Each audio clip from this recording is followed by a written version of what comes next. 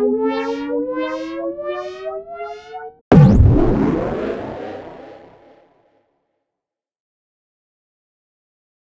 know, one of the things that's really interesting for me coming here every year is that I'm actually assigned a topic, and I don't usually do that. Usually if somebody wants me to speak somewhere, they say, Paul, you know, we're going to do this show. What would you like to speak about? And I come up with my own. But when I come here, there's, you know, a manifesto written, and it gives me a start of where I'm going, and it's kind of fun because I usually kind of do it more by feel than by really, you know, careful analysis. And it's really cool when I do that, and you kind of get it by feel, like on this one, was very much that way. I kept coming back to this idea of why freedom slides backwards. And I wasn't sure how it was going to all tie together, but bit by piece by piece, it all came together, and it's really fun. So I really like that. What we're looking at here is the classic story of sliding backwards, which is the story of the Exodus. You know, the Israelites are in Egypt. They're brutally enslaved. You know, they're brought out with signs and wonders and all of that, and they're out here in the wilderness, and they want to go back. Very interesting story. They get out there, and they want to go back. Now, they're going back to hard slavery, but they want to go back. So it's a very interesting story. What you find out, and we'll go through a lot more on this, is that Egypt provided a rigid structure and fixed positions. Everyone had their slot. Moses and his God did not provide that. And they were untethered. They had lost their position. They had lost their slot. They had lost their place. Even though it was the place of a slave, they wanted to go back. And see if you've ever felt anything like this in your life, because I know I have, and I suspect that you have as well. I'll read this to you. Any clear way, though it lead to death, is preferable to the tangle of uncertainty. Okay?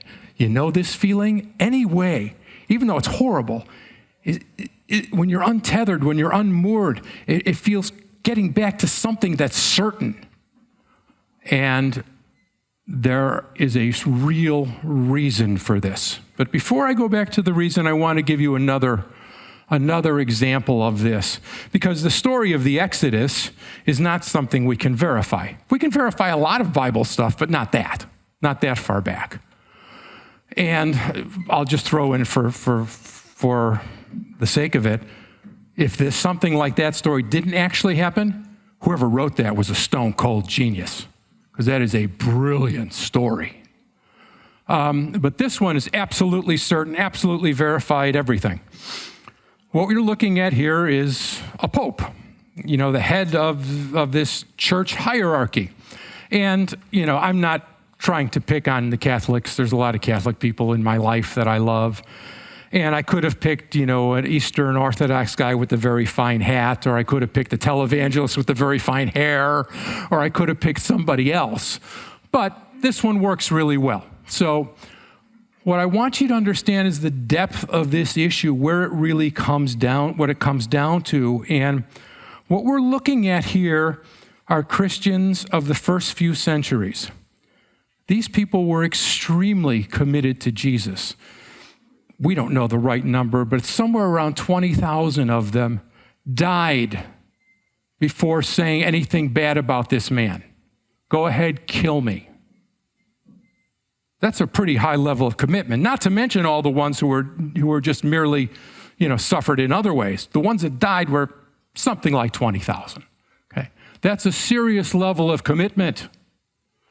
So we have that, and in the face of it, we have Jesus, and I want you to hear what he says to them. And he says this really clearly. It's like in the very first gospel that was written, there were fragments of it circulating right away, and everybody from like 65 or 70 AD afterwards had this. They knew this. And he says to them, he says, you know that the rulers of the nations lord it over them, and you know that their great ones control them, but it shall not be that way among you. That's pretty damn clear. That is a direct condemnation, a forbidding of hierarchy. And yet, these people who were massively committed to this man, knowing that he had said this, still found ways to go back to Egypt. They still found ways to go back to hierarchy. So I want you to see the depth of this issue. It's not just an intellectual thing. It's something more. And in fact, it's hormonal. That's what it comes down to. It's hormonal. What you're looking here in these two graphs are the hormone levels from baboon troops that were studied for many years. And what you're going to see is the top chart is glucocorticoids. These are stress chemicals. Okay? When you feel stress, this is what's pumping through you. Our chemistry is the same chemicals, same stuff. Okay, so these are ranks with these. Does this work? No. These are the ranks of the number one baboon, number two, number three, number four. You know, they're all in a rigid hierarchy. This is the way it is all the time in all the primates. Yeah, there's little variations here and there, but they don't matter. This is the way it is. Now so the higher the rank, okay, the higher the rank on this side, the lower your stress levels. There's one outlier which is important. We'll talk about that in a minute. But the lower rank you are, the more stress you have. This is testosterone levels. The higher rank you are, the more testosterone you have. We'll call it a vibrance chemical, whatever. The more vibrant you become. The lower, the less vibrant you come. And here's the really interesting thing about this is it's not the healthiest animals that get to be number one and number two and number three. They become healthier after they become number one, number two, or number three. Or said precisely, they get less sick the higher they go and more sick the lower they go. And stress chemicals in them and in us cause heart disease, high blood pressure, stroke, pretty much everything that kills people comes out of stress. And it's the same exact thing. Now, let me go forward a little bit. I'll come back and explain the outlier in a minute. This is Erich Fromm, great psychologist, on a related subject that's not worth explaining. He says, how this works is it doesn't appeal to reason. It impresses emotionally and then gets them to submit intellectually. Okay? It's the emotional impression and then submission. Look, we've probably all been guilty of this, so I'm not criticizing anybody who falls for this because we probably all fell for it at one point or another. But you get impressed with something and you kind of, emotionally, you kind of need it, and then you find a reason to go for it. Humans are great at this. They're magnificent at it. Now, I wanted just to make the correlation between humans and lesser primates, and there's all kinds of studies. I don't want to go through studies. It's not exciting. But I just want to read these to you. Primate life involves layers of status and privilege, with those at the top punishing those who fail to obey. Human life involves layers of status and privilege, with those at the top punishing those who fail to obey. It's the same model. It's the same model. Okay, so let's go back. What's really important to understand about this is that every time somebody moves from one level to another, their hormones are adjusting. Have you ever been in a situation where you said something and it was wrong or silly, or it was right and like 4 or 5 people turned on you and started screaming conspiracy theory at you or something, and you kind of felt the kind of pulling back? That's your hormone levels changing. This is what's going on. You're getting more stress. You're dropping it down on your testosterone. These are the things that are happening. So when we talk about hormonal enforcement, this is not trivial. Every time from level to level, it changes significantly and it directly affects your health. This is true in humans the same as it is for the animals. So this is serious business. And this outlier is interesting because this is the number one guy. This is, the really tough guy who's going to slap the crap out of anybody who challenges him. His stress level is high. So is his testosterone, but his stress level is high because he has to face all challengers. So he's got to be ready. So his stress levels are high. Then you go down to number 2 and number 3. Well, their stress levels are, kind of in the floor. Good for them. But so that matters, and we're going to come back to this part about the elevated stress level for that. But it's important to understand that for each level up and each level down, there are very significant, noticeable physical changes. Now, I just love this photo. I guess the resolution isn't that great. I just wanted to put this up here because it so encapsulates human hierarchy and this primate model. I couldn't leave it out. This guy over here is obviously the number one. He's the boss in the office. This is the new guy who's coming in, who's being told in primate terms, you will do what I say or I'm going to slap the crap out of you. When we come up to a new tree and we're going to pick branches that we're going to eat from, I choose first. Then you can choose. This is what he's doing. And notice this guy over here. This guy is just learning to accept his subservience. He's being threatened into it and kind of, you can see his posture in his face. He's kind of learning to accept his subservience. This guy accepted it a long time ago. Okay? He doesn't suffer too much. He doesn't enjoy too much. And by the way, he has by far the biggest workload. By far. Okay? And then you got the lady in back, and in these situations, she's last on the totem pole. Amongst primates, all males are above all females. Very few exceptions. Okay? And so she's stuck back here at the end. And that's the way primate hierarchies work. And they show up in us too, because we have the same chemicals. Okay, now what's important is, there's boundaries for this. How, what's the troop? There's a line between the troop and not the troop, and a line you dare not cross over, and there's lines between all these things. How is it enforced? Well, televised suits, podiums, costumes, retinues, public punishments, everything from the perp walk to Julian Assange and Ross Ulbricht. The old everyone else does it, those are pressures. But the real thing that's interesting is it's the people immediately above and below and the people at the same level as you that enforce it. You see this really clearly in people who are, born in a really bad neighborhood and want to get out and are working, getting out. There's some people who are going to say, God bless you, John, we believe in you, do it. But there's a whole lot of others who give them a lot of crap. Because when you leave that level, you're not just becoming better, you're making them worse. Physically, you're making them worse. Hormonally. All right. So the way it really works is this. Step number 1, humans are hormonally bound to hierarchy, but can transcend it under the influence of a better vision. They see, freedom. This sounds really good. This guy said this, and this person said that. Freedom, yeah, hell yeah, let's go. But separating from the tribe brings a lot of stress. You're now on your own. You don't have the slot anymore. You're untethered. You're unmoored. Everything is open. Everything is a potential threat. You're all by yourself. You're open. That's scary.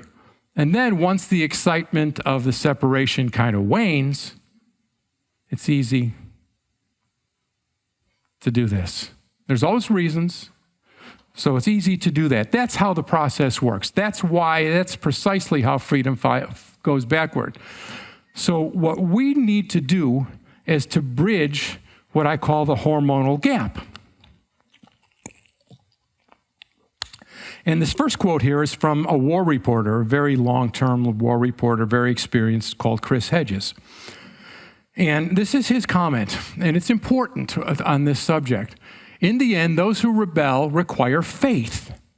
not a formal Christian or Muslim faith or Jewish faith, but a faith that the good draws to it the good, and that we are called to carry out the good. I'm going to talk, let's just move forward. This is important to remember, but I want you to see this. And here we're going back to the stress. This is Benjamin Franklin talking about heretics. He says, all the heretics I've known have been virtuous men. They had the virtue of fortitude, inner strength, or else they couldn't be a heretic. Because they cannot afford to be deficient in any other virtue, because it would give their enemies an advantage, their many enemies. This is the thing of stepping out of the structure, stepping out of the slot. You're unmoored, you're untethered. You're available for anyone to take a shot at you. Okay, I mean, haven't we all experienced something like that at some point? You know, so hey, he doesn't believe in government at all, man. So everyone turns around and starts, right? Okay, so you can't be deficient in anything else. You better have to have an answer. You better have some way to think on your feet and do this. Same thing. Now, this is important. I want to talk about each of these at a little bit of time. Belief. When people believe in things, it builds in them, believing in something. I mean really believing. It's saying, and it doesn't have to be religious. It can be whatever it is. Pick something good. It is, this is sacred to me. I believe this. This is mine.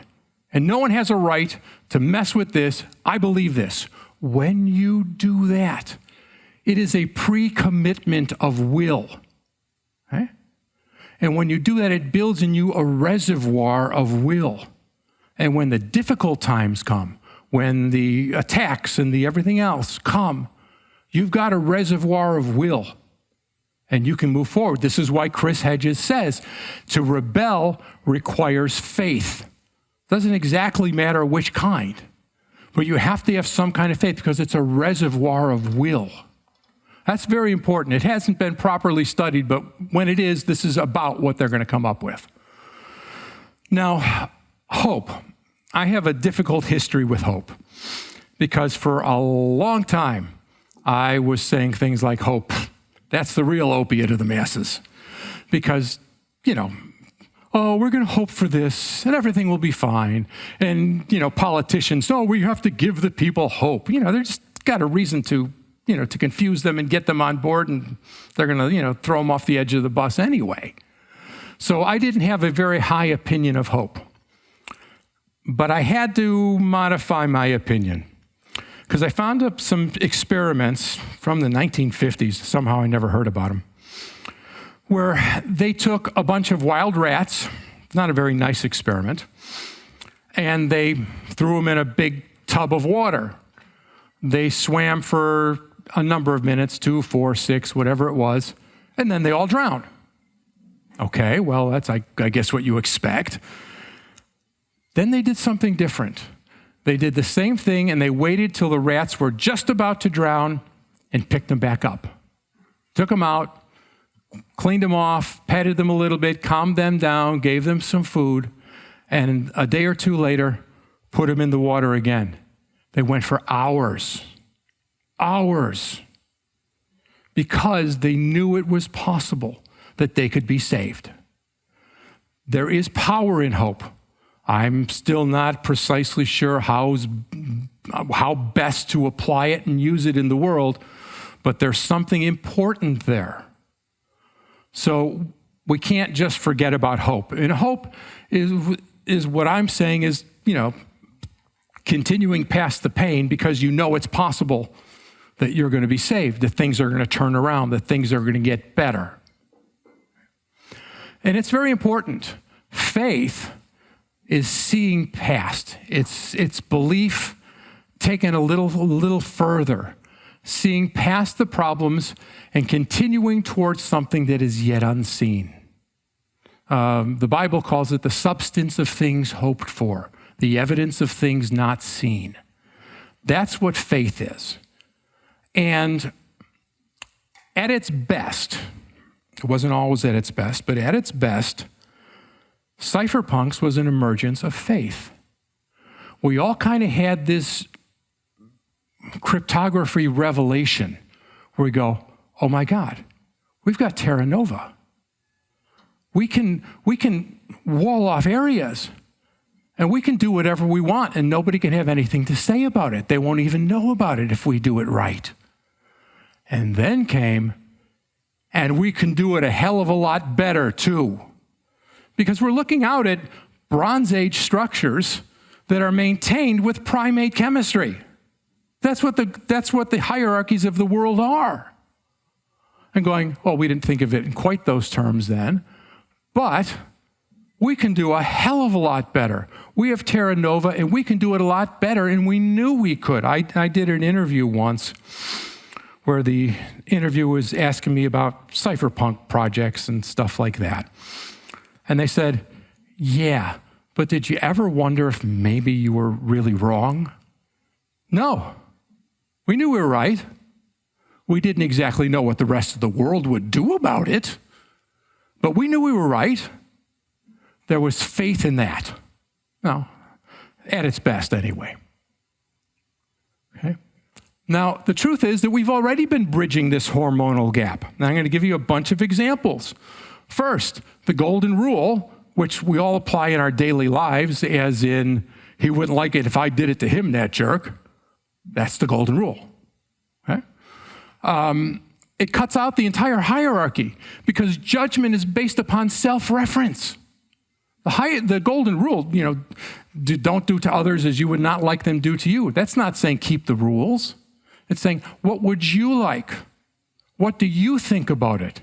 It's self-reference and some empathy creating this thing. It has nothing to do with the hierarchy. It has nothing to do with external rule sets. Nothing. So it completely cuts it out. Individual religions bypass the truth. And what I mean by that, and I'll be brief, in the old days, up and through the Roman Empire, these were collective religions, almost always. Not entirely always, almost always. And if the God was displeased, they took it out on the city, or they refused to protect the city.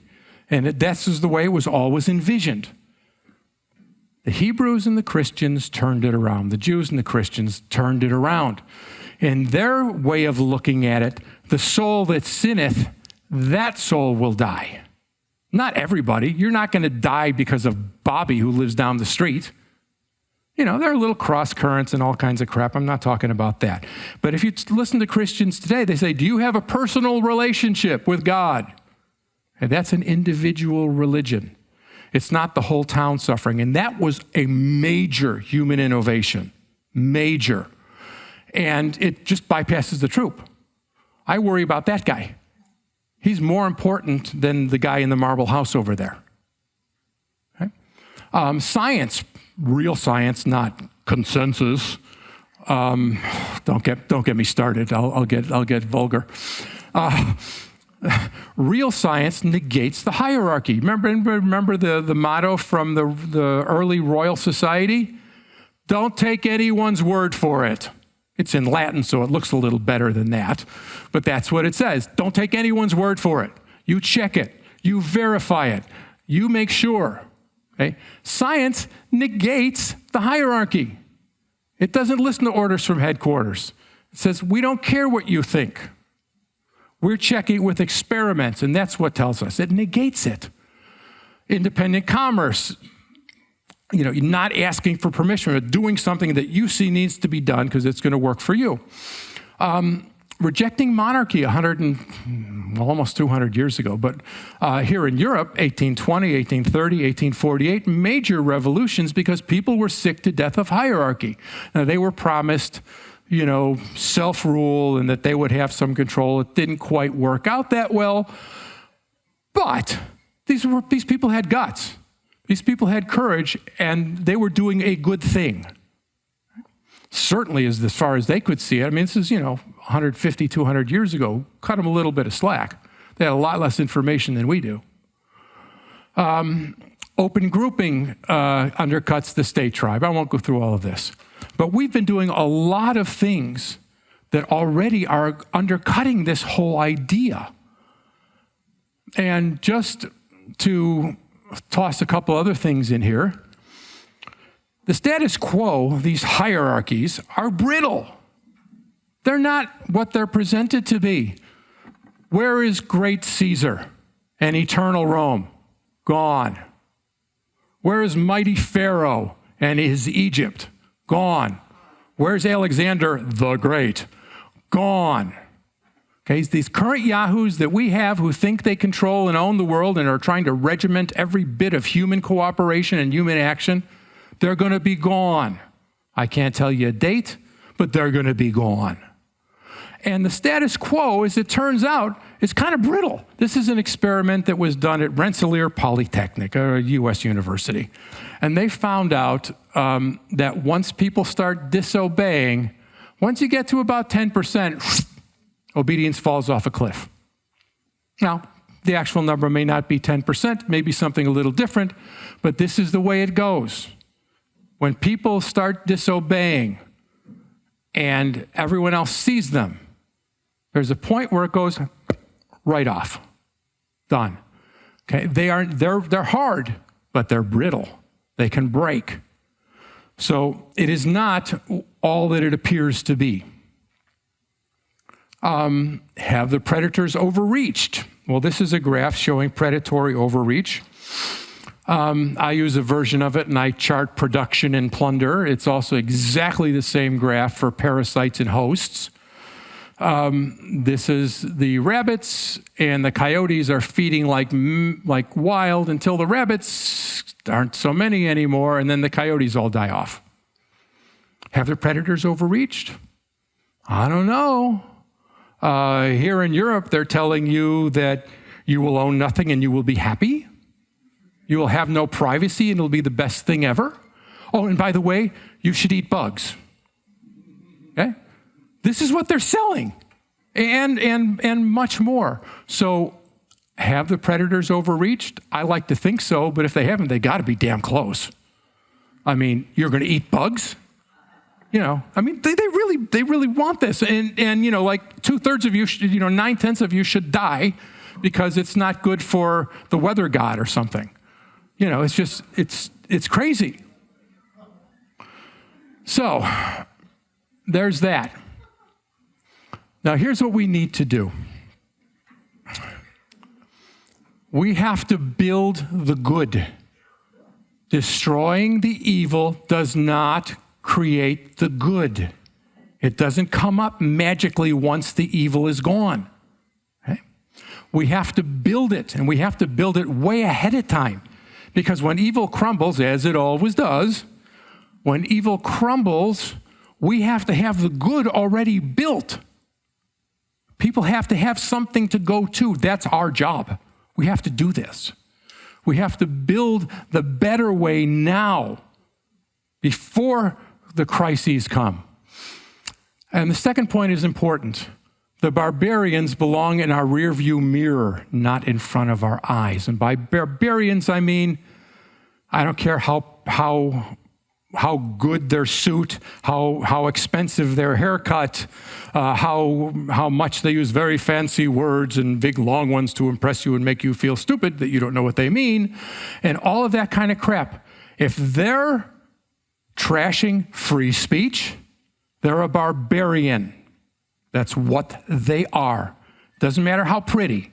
They are a barbarian. If they're doing wanting to, whatever, all the crap we've seen the last 3 years.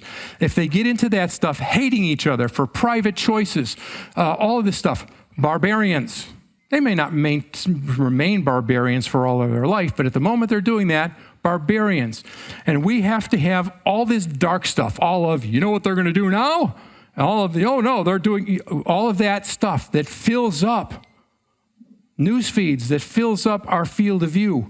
We have to get rid of it. It's got to go. Now, we still have to look at it once in a while. Yeah, that's why we have the rearview mirror. It's like when you're driving a car.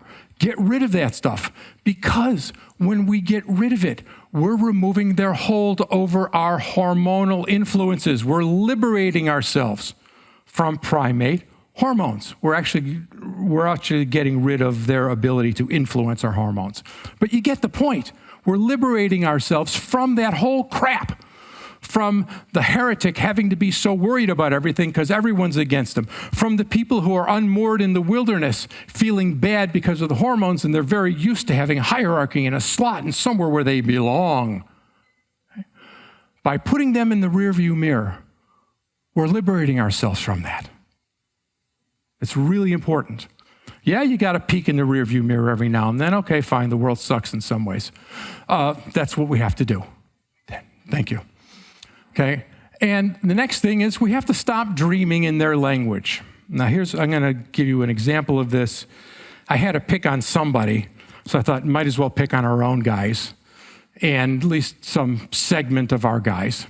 So you'll know what I mean when you see this. This is what I mean. We have to stop dreaming in their language. We don't want to live by their incentives, by what they say is the way things ought to be. Oh, I'm the big guy. I have a bigger house than everybody else. I drive a Mercedes-Benz. All this crap. We don't want to buy crypto to make dollars. Yes, number go up is nice. I agree. It is nice. It allows us to have a little more comfort and to use it well. But it is not the point. The point is that we're building a better world now. We're going somewhere much, much better.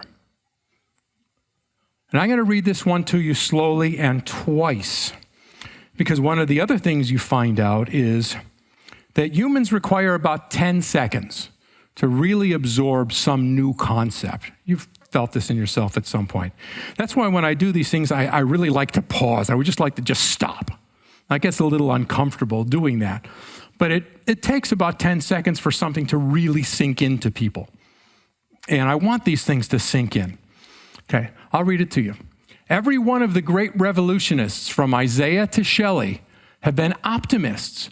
They've been indignant, not about the badness of existence, but about the slowness of men in realizing its goodness. Okay? Every one of the great revolutionists, from Isaiah to Shelley, have been optimists. They've been indignant, not about the badness of everything, but about the slowness of men in realizing its goodness. We already know how to grow far more food than the whole planet needs. We've known this for decades. We know how to do it. It's not technically a problem. We have the systems built. We can make whatever fertilizers and everything else. We can do this. We've known how for a long time. We know how to build houses, easily know how to build houses enough for everyone. We have the whole thing in place, including training for workers and materials, easily. In how to build enough cars and provide enough basic medicine, not a problem. We know how to do this. Now, are there bottlenecks? Well, yeah, Bronze Age systems held in place with primate hormones, Okay, well, that's a problem. But we know how to do this. Okay? But it takes time. It's roughly a 30-year process. I'll go quickly on this because we don't have too much time. These are just my observations in the United States. Yours may vary. I don't know anyone who's ever studied this properly. Homeschooling began in the mid-1980s. It really emerged in 2020. Right now in the United States, it's something like 1 out of every 9 kids is homeschooled. We have companies that are advertising, hey, homeschoolers, this is for you. And it took about 30 years. Charismatic church practices, praying and laying hands on the sick and all the other things that go along with it. God forbid for like my grandmother, guitars in church. Oh my God. But it began roughly 1970, and it was pretty much everywhere, like in Methodists and Lutherans and everybody else by about 2000. 30 years, something like that. Cypherpunks began in roughly 1990. Bitcoin, everybody, or not everybody, but a lot of people know Bitcoin 2020. There's a great musician in the United States named Pat Metheny, and his very first album was called Bright Size Life. It was really unique and different. On a major label, sold a grand total of 800 copies worldwide. That's it. No more.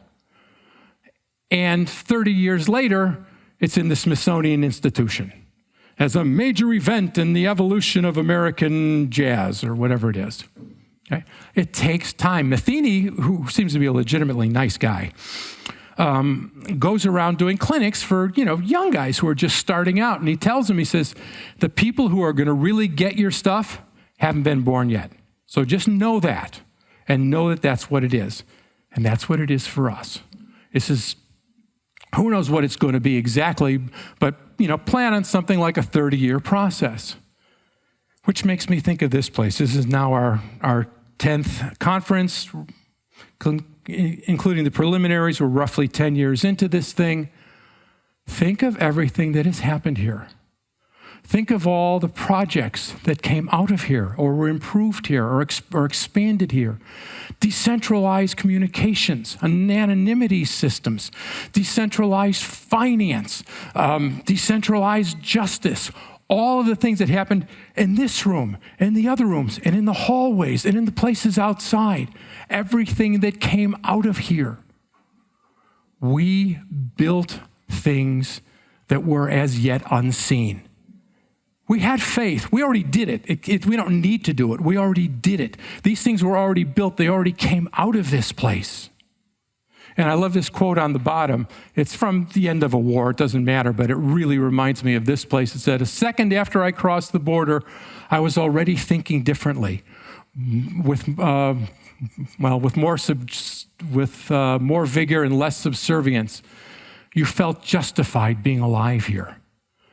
And if there was some part of this place in some happy future date that I would have put in a museum, it's the front door. Because you walk in that heavy front door and you go, I feel justified being alive here. Okay?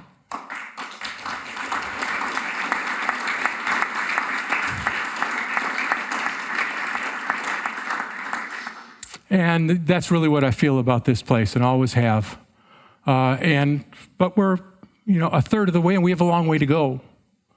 Now, briefly, what do we believe? I'm saying we have to believe things. Well, I'll give you a bunch of things that we need to believe. Believe, whatever you want. Like I say, pick good things, but we believe that production and progress enter the world through us.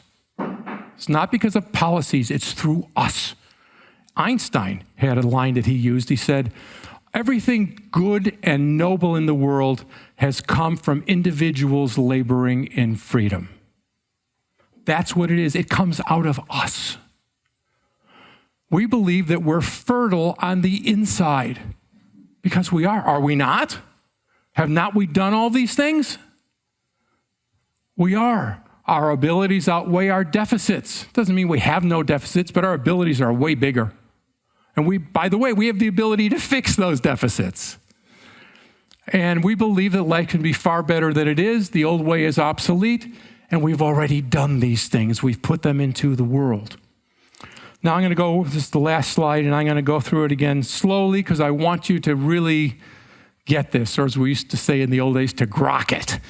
Does anyone know what I mean by to grok? Stranger in a strange land. Stranger in a strange land. It means to really get it in your gut. So you really know it and get it inside of you. Okay? We believe that the good, the useful, and the beautiful grow in us. We believe it so firmly that we're building a culture around this one concept. Again, we believe that the good, the useful, and the beautiful grow in us. And we believe this so much that we're building our culture around this concept. We have believed. We have created things that didn't yet exist, that were unseen. Beyond everything I've said before, we've created communities. We have people from our groups that are going around the world teaching Bitcoin and teaching cryptography, usually at their own expense all around the world. There are crypto communities popping up in Africa, in South America, all sorts of places. A lot of that came out of here. And it came out of other places just like us. That already happened. We are the revolutionists who see that life can be so much better. And more than that, we've already seen it come out of ourselves. Forward, my friends, forward. Thank you.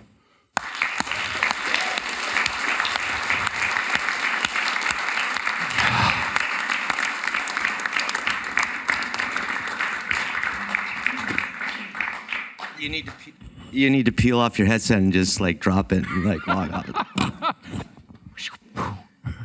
Paul, I was curious at a couple of points at where you felt in the talks which you attended and in the conversations that you had with the other people that are speaking here, where where there's echoes and resonations in this shift in state power. Mm-hmm. Yeah, that would be my first question. Okay. One of the things of the last 3 years, I am seeing where I live, which is in the central United States. I am seeing a lot of people who say, you know what, that whole thing really was out of control. Things were going way too far. And they're beginning, first of all, they have lost a lot of respect for doctors, hospital systems. A whole lot of people, are really disgusted with big pharma, and they're starting to ask questions about the whole thing. One of the other things that I always think of, I guess it's because I'm old enough to have noticed, in the 1960s, let's say, people revered politicians. They thought they were good men, they were statesmen, and people said good things about them. They're doing their best, they're trying, this is all I heard from my parents and their friends and people on the street. Now, you say, oh, politicians, liars and thieves, everyone's going to pretty much go, yeah, that's right. That's a big change. That's a big change. So the legitimacy of the system is going down. Now, people are afraid. They don't know where else to go. They don't know what to do about it. I've gone to conferences and talked about this stuff, and I remember one lady, just tears pouring down her face. She says, I know you're right, but I don't know what to do about it. So there's a lot of people like that, and more, I think, now than 5 years ago. They don't know what to do. They don't quite know what's going on. They're trying to make sense of it. They're still afraid to say certain things. They're just not sure what to do about it. But they've a little bit, this is an American phrase, I hope everyone understands it, they've a little bit been scared straight, if that makes sense. Okay, so I'm seeing a fair amount of that. My mother, so we're talking about the 60s, so I'm 63, birth year. My mother was a Democrat, my father was a Republican. And my mom used to literally spit at the TV when Reagan came on. And that's all we talked about at the dinner table was politics. Yeah, but it was a discussion, it was a discussion. Yes. It was reasoned, it was respectful, and it wasn't ad hominem or personal attacks. And it was literally a separate part of the American identity in our parents' generation. Yes. Their political views were, this is what America is about. You drink Coke, I drink Pepsi, yeah, but we all, that's not part of what it is that we are as human beings, and that is the magic of America, right? And we have this sort of polarization now. Which part of this polarization do you see in crypto and in our communities? Oh, well, there's a lot of it. I think I try to stay away from all of the, when I see a lot of noise and people screaming at each other, I kind of, I go somewhere else.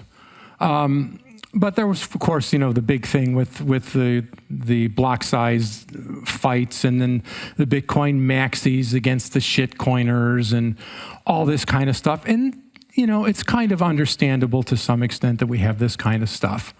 But I think it's kind of declining. I was going around for a long time saying, we need to be the grown-ups here, because one of these days, all these currencies are going to have some real serious big problems, because they kind of have to. You can argue about when, but the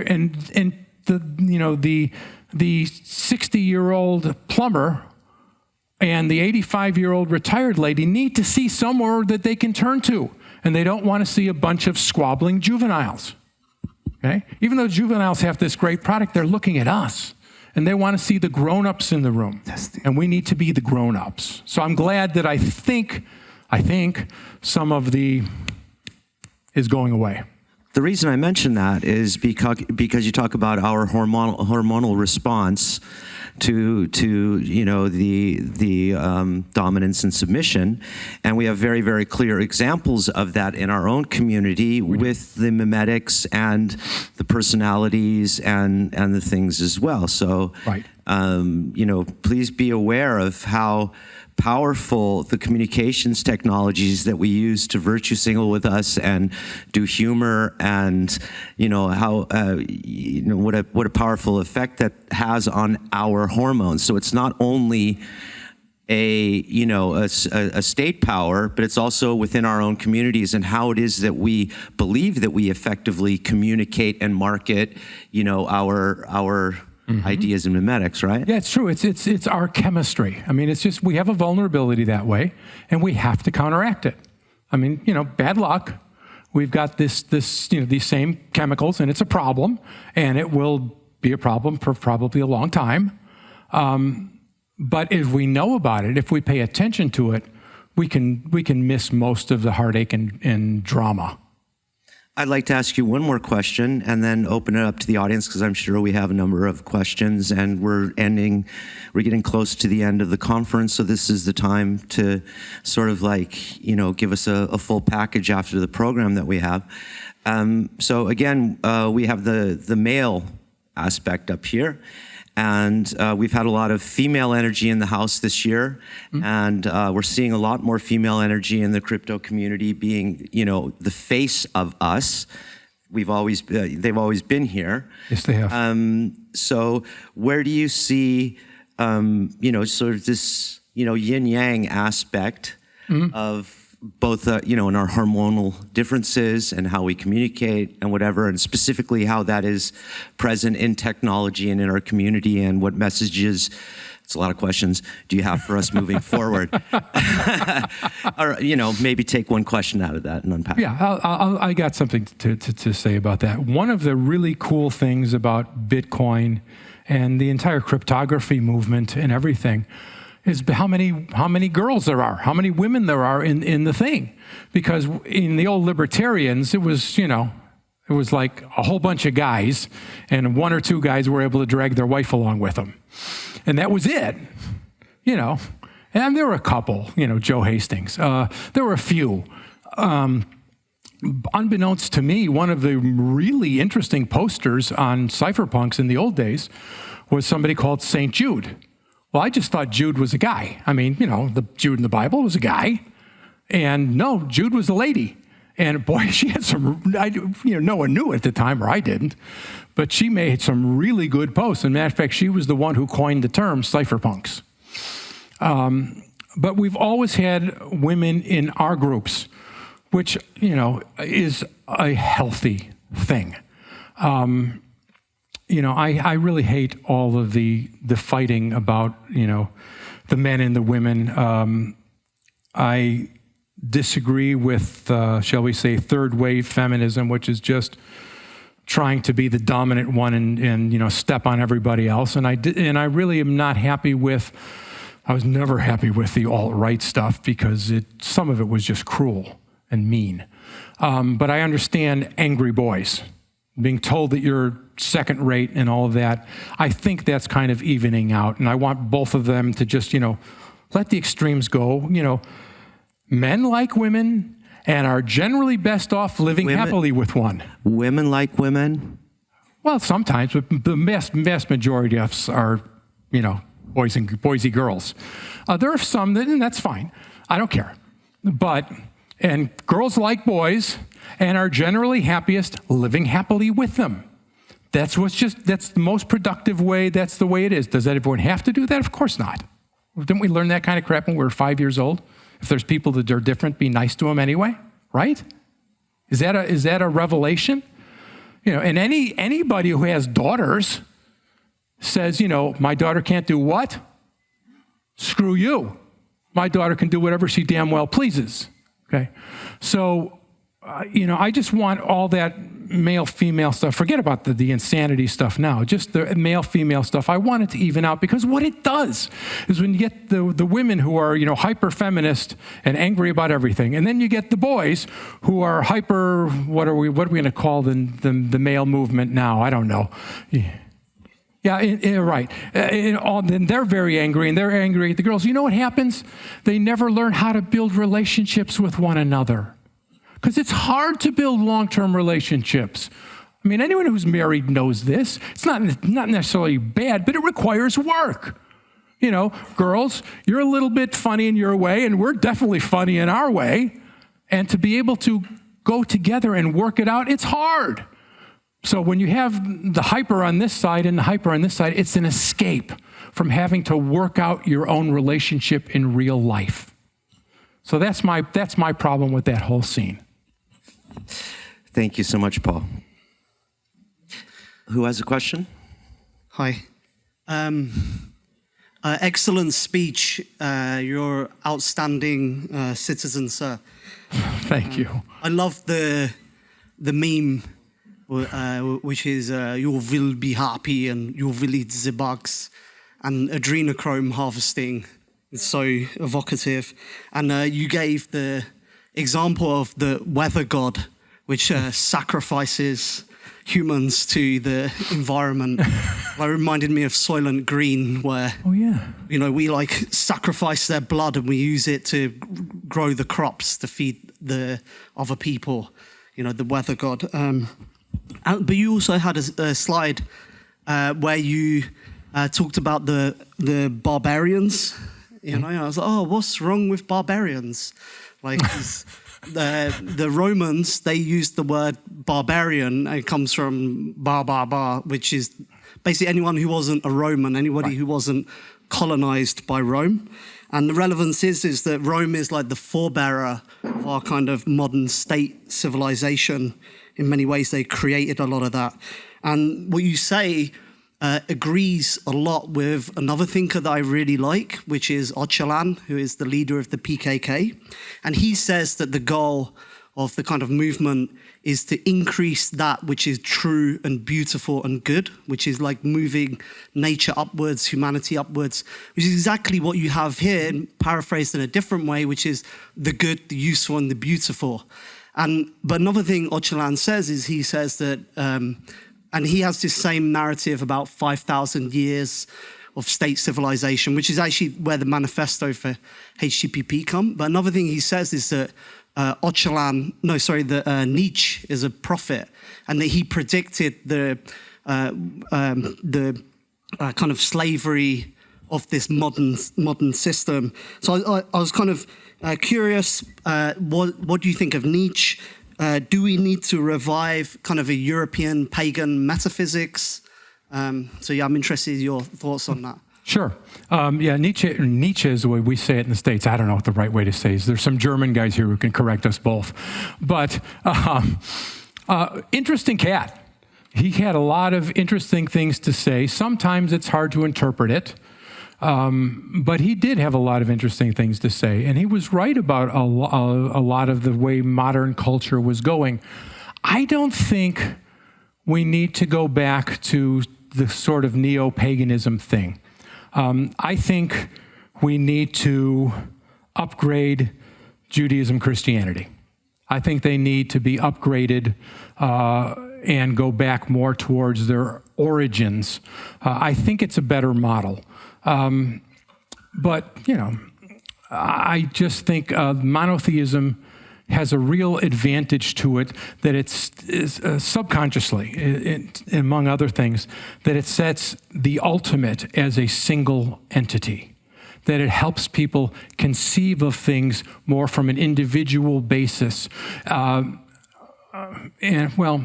There's too much to talk about. But I think a revised Judaism and Christianity would be a better model. What's really interesting to me is to see if either one of those can make some sort of comeback in the places where they all began, in towards the Middle East. Because the Middle East is still full of people who have strong religious feelings. And I'm wondering if someday Judaism and Christianity will begin to filter back in to where they began. So it's just an interesting thought. I really don't know the answer. So we got time for 2 more quick questions before we move on to the PP. Thanks for the talk. When you spoke about the individual religion bypassing the trope, was it really about the religion? Because in a way, the religion is always, well, as we know, there's it's like a group of people, you are a member of something and so on. But isn't it more about the actual like individual punishment? Because we turn to like you go to hell instead of your neighbor or the whole village goes to hell. Right. So this may be even a bigger drive than the actual like enlightenment. It's like more about the fear that can manifest or come back to you as an individual, right? I'm not quite sure I grasp the whole question. You're talking about collective religion versus individual religion. Okay. The main point for me is that with a collective religion, you're still tied to the tribe. And with an individual religion, you're only tied to the creator or to whichever God it is. So you're tied to that. It's one of the great contributions of the early Hebrew religion is that it put justice above the ruler, not from the ruler, above the ruler. And it's that kind of thing that I'm really thinking about. And that made a big difference. I hope I'm answering you fairly well. If not, I'll be around. Paul, Rosenberg.